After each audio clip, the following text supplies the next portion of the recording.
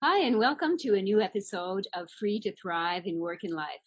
I'm your host, Pascal Landrio, career and quality of life coach, helping clients from around the world to create fulfilling careers and lives by igniting their talents and their passions, building courage and confidence, and breaking free from the barriers that are keeping them from thriving.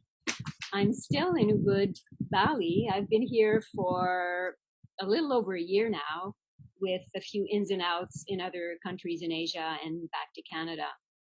I just can't seem to get out of the Ubud vortex. And I am meeting some extraordinary people here, out of which my guest today is Yulia. And Yulia is a gong sound and healing energy channeler. And you'll hear all about that in a few minutes. I actually met Yulia not far from Ubud at an outdoor Olympic pool. And I was immediately attracted by her, how could I say, magical and angelic energy. And so, needless to say, I ended up at her Gong Sound channeling weekly event.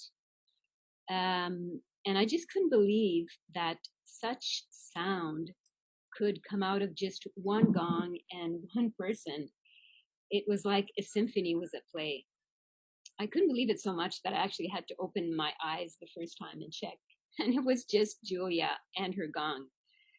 Anyway, I have been a regular since then.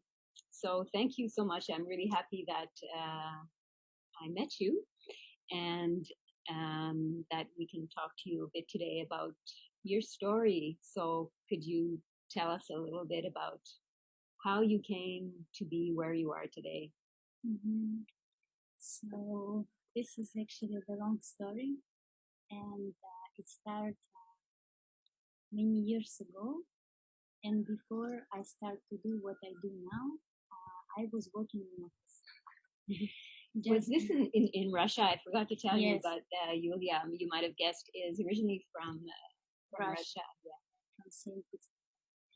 So I was working in office. I graduated the University of Marketing and Economics, and I was trying to find a job according to this profession.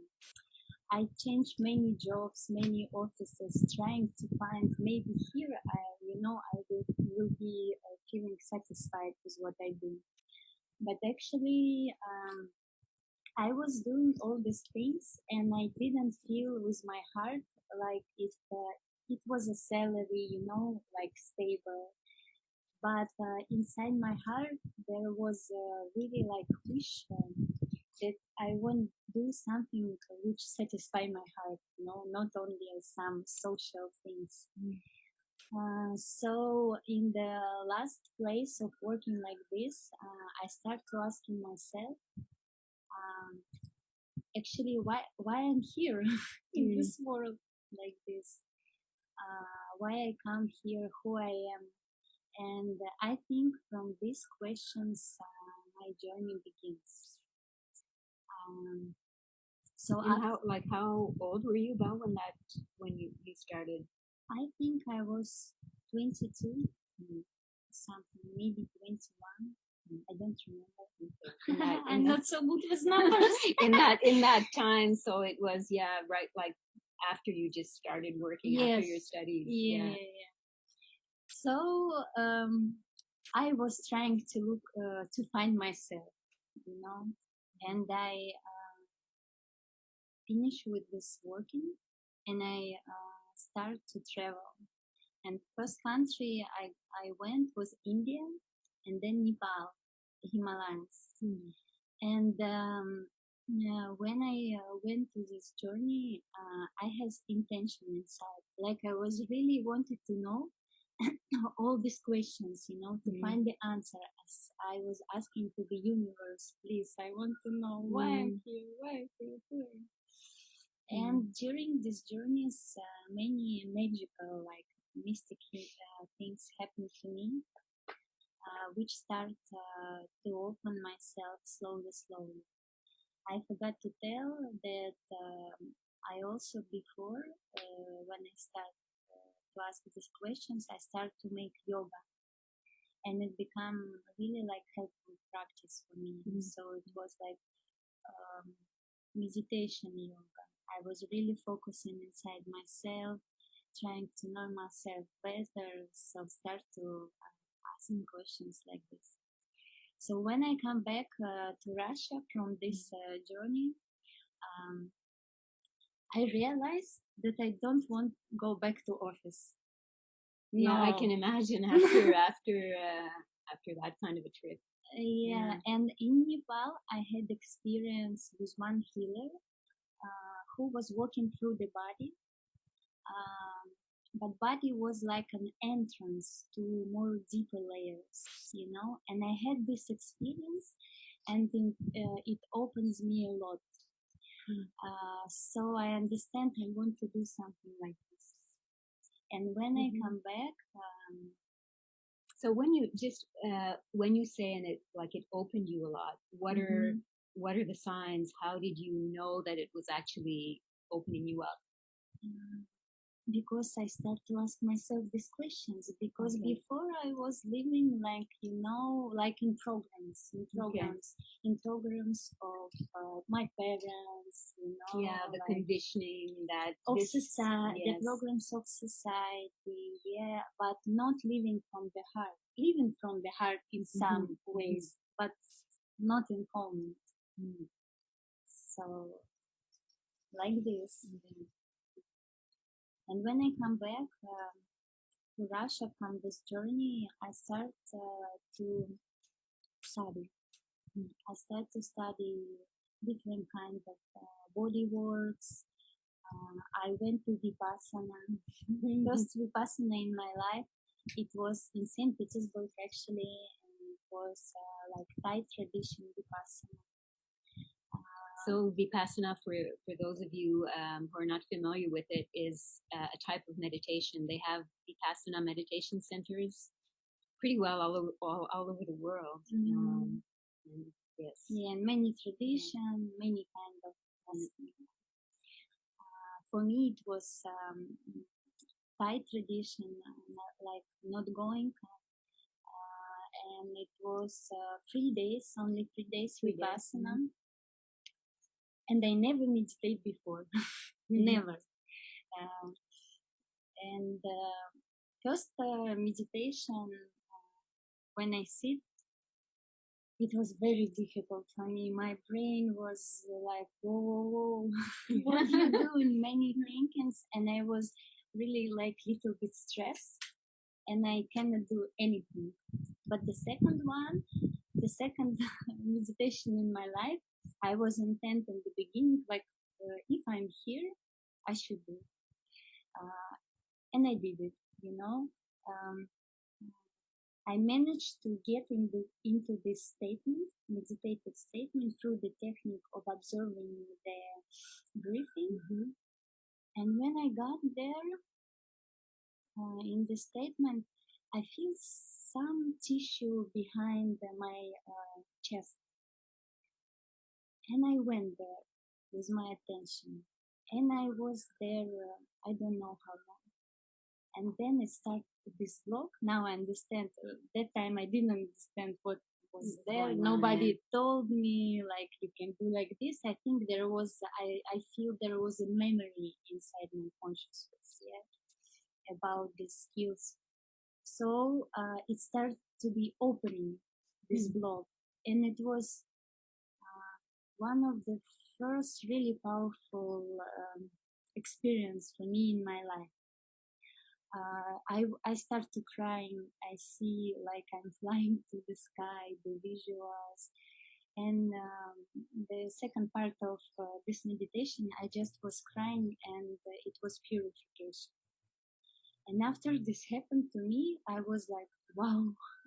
You're a different person. What is the power of meditation? You know, I realized. And I start to practice myself. After this, without teachers, without anybody, just every day explore this field. And that was the beginning. Mm. That was the beginning. So I realized that the human, it's not only physical body, that we something more wide, wide, Wide. wide, Yeah. Mm. wide. Yeah. We're It was, an energetical being yeah, inside and many, with many, the body inside of us versus the other way around. Mm-hmm. So I think it was the first meeting with myself, and then the questions what I was asking before, the answers start to come. Yes, start to come, and I realized with all of my heart that I want to help people, that I want to share what I got. And after this meditation, also I felt like some kind of energy coming to me. I didn't know what is it. I just start to develop it by myself and to explore it, how it influence on me. I put my hands on me every day. Yeah. So it's like there was a big opening, and you say behind the chest, it had something to do maybe with the heart, and then it's as if something had been blocked, and then it just opened up, and since then you've been able to feel more energy and even now already through experience, I know that this was opening the memory of the soul. So we have many energetic centers, and here behind the heart, we have the center which contains all information about soul journeys, like this. So now I realize what it was. Yes, and I started to develop it, explore it, and there was. Were you still in Russia then, or? Yes. Okay. Yes, it was in Russia, and there was a little bit doubts inside me that I can in the beginning, that this energy can help the people. And then I have a case. I was snowboarding in Russia, and I felt on my back, pelvis, and it was really, really painful. And I was thinking like, okay, maybe now I can heal myself with this energy. And I started to channeling there this energy, and the pain gone. Wow. So for me, it was a sign that I can start to go this way. And when you say channeling, what exactly is it, or what exactly do you do? No, now I do. So my way is long, and I'm still learning. I'm still developing myself. I think every master, like, if he stops to work with himself, it's like stagnation. So in the beginning, it was a different understanding what I was doing. I should say what I feel now. No, yeah? okay, Yeah. sure. So now, what I do, channeling, it's meditation. It's a statement. I'm channeling the energies. I don't know. There is many names here. Higher self, higher spirit. Higher consciousness. So God. So among people, we call it different ways. It doesn't matter. Yes? So this energy comes from there. And it's pure. Yes, pure it's no traditions, no rules, just really like pure statement of consciousness and meditation, in which I connected with this higher consciousness, working with my attention, working with my intention, and channeling it through my heart and hands, for example. All from my heart and the sound. or I walk distantly with the person. So I concentrate on person in meditation. But I'm just a channeler. So all the work is doing there. Yeah. Mhm. That's why it sounds like you're not alone when you're actually doing a gong sound channeling. Yeah. Okay.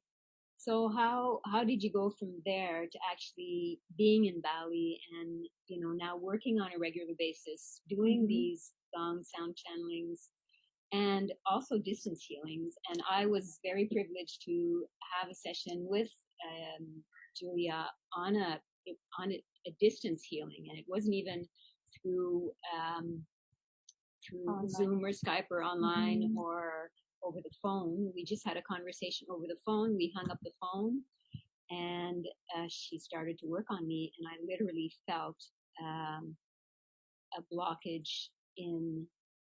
It was actually in the same spot, close to the same spot that it happened with Why you. not? And I, of course, when this happened, a bunch of things were, flashing through me. A bunch of emotions came through, and I could actually feel the physical release. And this was like with no technology, just energy from one point to the other across the city of Ubud. Across the world, because for energy, there is no distance and no time, actually. So, and when I got into this channeling meditations, for me, at this moment, no space and no time. So it can be like this. Actually, for people who start to meditate, it's a sign. These things, it's a sign that they get really into this statement. Where is nothing. Like this.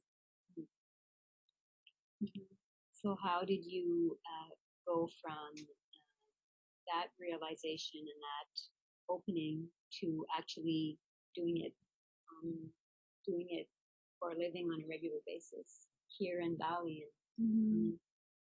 I started to do even before Bali. But for example, with the gong, I start to work. I start to work here. Yeah, and why the gong? Why did you choose the gong, and why that gong? The gong, I feel that I have really a strong connection exactly with this instrument because there is many instruments in sound healing. But for me, from the first sound, when I hear the gong, it was in St. Petersburg. I just came to some yoga class, and after the yoga, there was Shavasana, and I didn't know that there will be the sound. But when I lie down, some sound appears from somewhere, and I was like really like impressed. How to express it. And after the session, I was like, what it was. I want to see it. And I come to the girl who was playing this instrument and start to asking her. I was really, really impressed. And since that time, I was always looking the sound. So it was like the love from the first time. Yes, like love at first sight. Yes, love is for sound. Love it for sound. I really like music, and I like also other instruments. But what I feel, for me, the gong is the most powerful sound. That's why I like it so much. So it gives really like deeper statement. But it's also important what who is playing, what is statement of this person, what he or she is channeling, because it's so powerful. So if a person will play in some not centered statement, can damage also with the sound. So it's very important. The statement. I guess the person actually being the channel has to get out of the way the person has to get out of the way. Yes, and just, no person. Yeah, Yes, yeah. in this moment, no person. Mhm. Yes, you're absolutely right. So, how do you get from Russia to Bali now? I get to Bali not from Russia. No? No. Did you have a little stop on the way? Yes, Yeah. many stops actually. Yes. Before Bali, I was traveling a lot.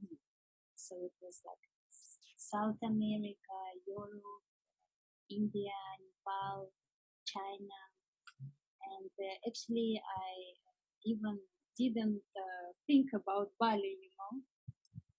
You didn't, and how did you end up here? Just one of my friends, before I was living a little bit in China, and while I was living there, my friend already was here, and he was like, "You need to come here. You know, very nice place, very powerful land." And I come here, and I stay to live here. Yeah. But it wasn't like a dream. I want to live in Bali. Some people from Bali can say in this case, like, Bali called to me. You know? Bali didn't call you, but you just can't get out of you can't get out of the vortex either, right? You're stuck. You're stuck in. So it's a choice. So that's a very very interesting story. Is there anything else that you'd like to share with us before we close off, or anything about yourself, or any advice you would have for anyone? Yes, I want to say to the people who, you know, still do something they don't want to do. Do something that doesn't satisfy their hearts. We are here for a reason, you know, everybody. Our souls come here to explore many experiences, to express different kind of energies. And yes, we always choosing. Yeah, we make a choice every day. So please trust in yourself, and please, if you have a dream, if you feel with all your heart you want to do something, but some fears, some doubts, need to start. Yeah, need to start, because when I started also, I have many doubts and fears. But since when I open my heart and start to go this way, every door start to open, you know, because the universe helps all the time. If you really feel something you want to do with your heart, please start to do it. Yeah, express yourself. That's what I want to say. That is, I'm in total, absolute agreement with that. That is a very nice way to end it all. And listen to your heart. Yeah, believe in yourself. It is very important. I really believe that when you do follow your heart, like you said, like the doors open and it becomes more natural and more easy. From the beginning, it can be a little bit like, for the mind, it can seems to be a little bit more difficult even. Yeah, because the mind is the one that's kind of creating the fear and the doubt. And so once the heart wins, and then you still need the mind, but you know, as a servant or an assistant, like an instrument. Yes. Yeah. Okay, well, thank you so much, Yulia. Thank you so much, and we'll see you on the next episode. Thank you.